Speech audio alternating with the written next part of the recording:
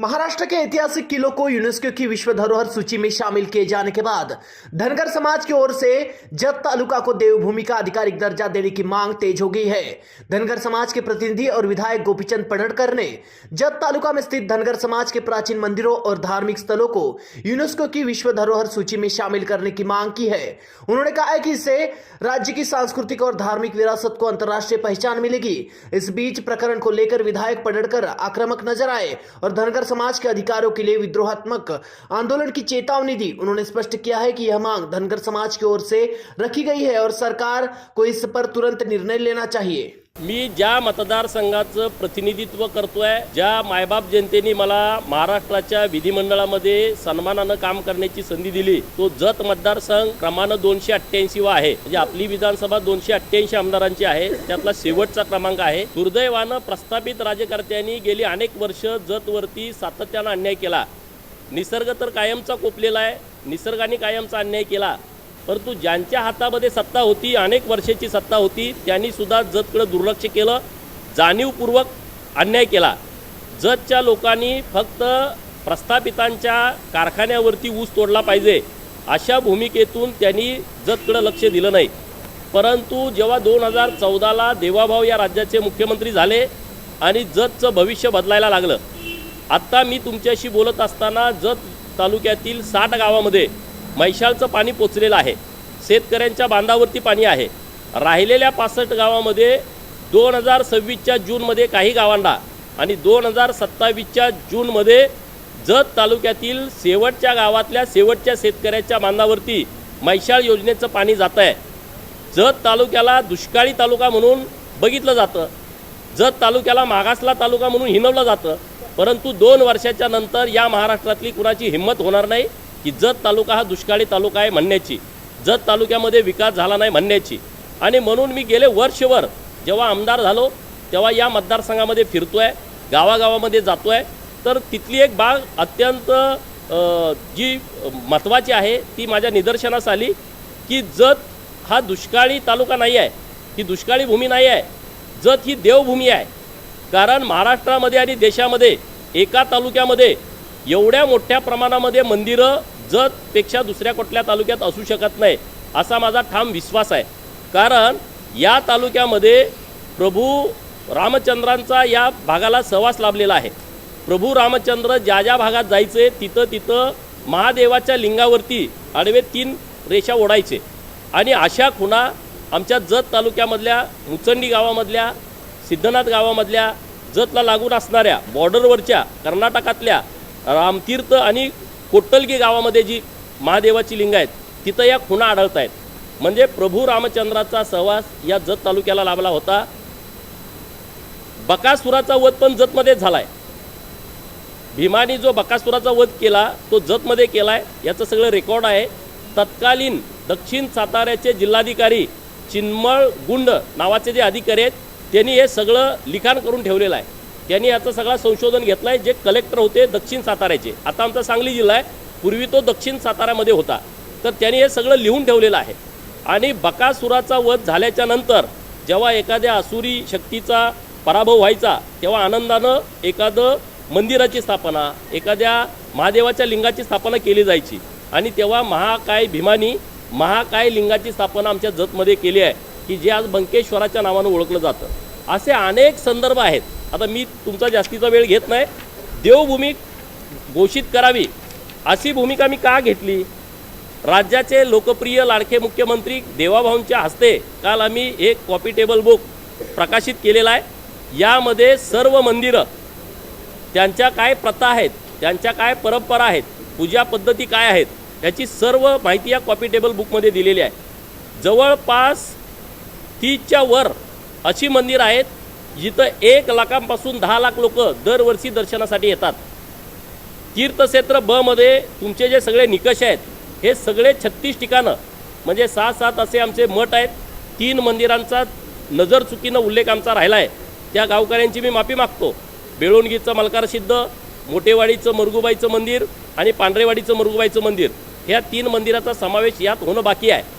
परंतु मी सर्व तालुक्याचा अभ्यास केला। तुम्ही तुमच्या तालुक्यात जरी नजर टाकली 1, 2, 3, 4 पर्यंत अशी मंदिरं आहेत की जी कुणाची तर कुलदैवत आहेत, कुणाची तर कुलदेवी आहे आणि लाखो लोक तिथं दरवर्षी येतात. माझ्या विधानसभा मतदारसंघामध्ये महाराष्ट्र, कर्नाटक, तेलंगणा आणि गोवा या राज्यातले भाविक हे पूर्वीपासून येत आहेत. ह्याला हजारो वर्षाची परंपरा आहे आणि म्हणून मी राज्य सरकारकडे अशी भूमिका घेतली की राज्य सरकारनं जत या तालुक्याला देवभूमी जत अधिकृतपणे घोषित करावं अशी लक्षवेधी माझी सभागृहात चर्चेला आली.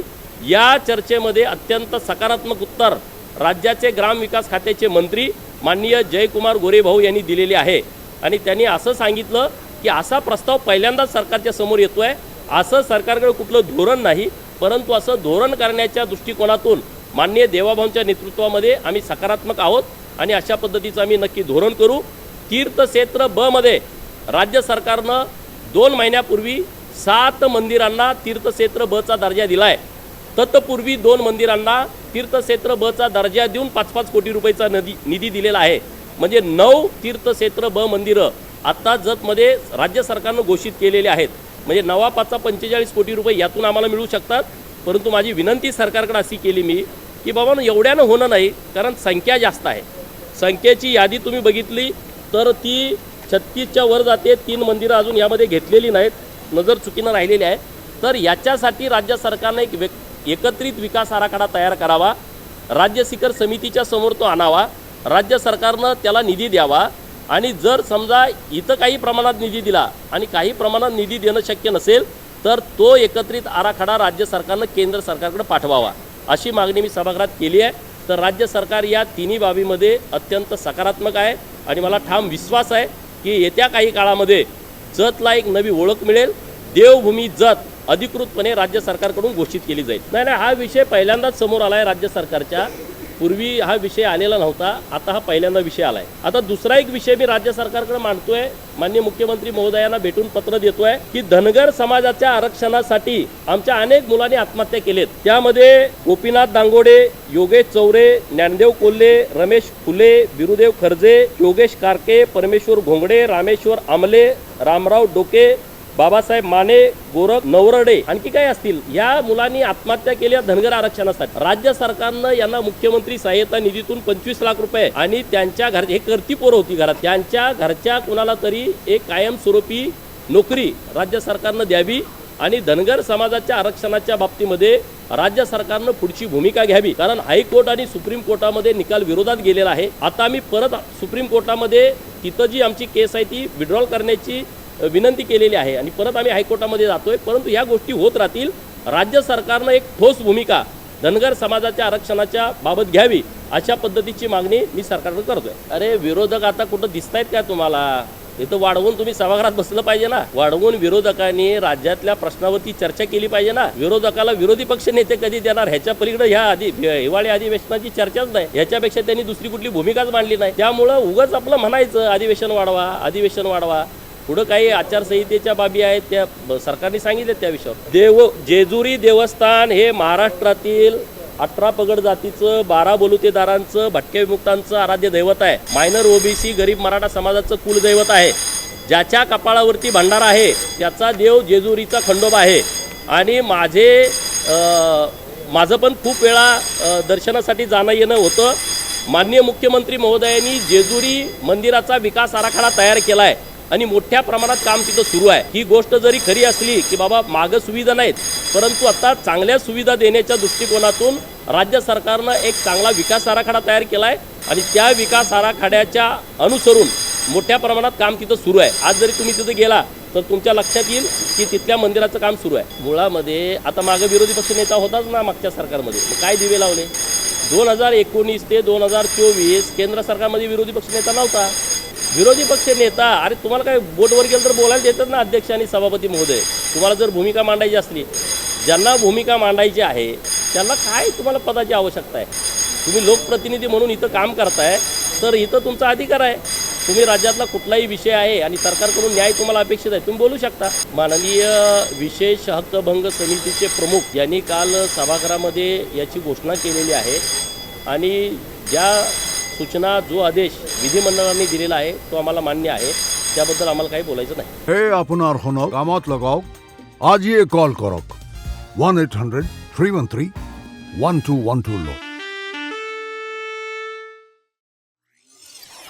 Audio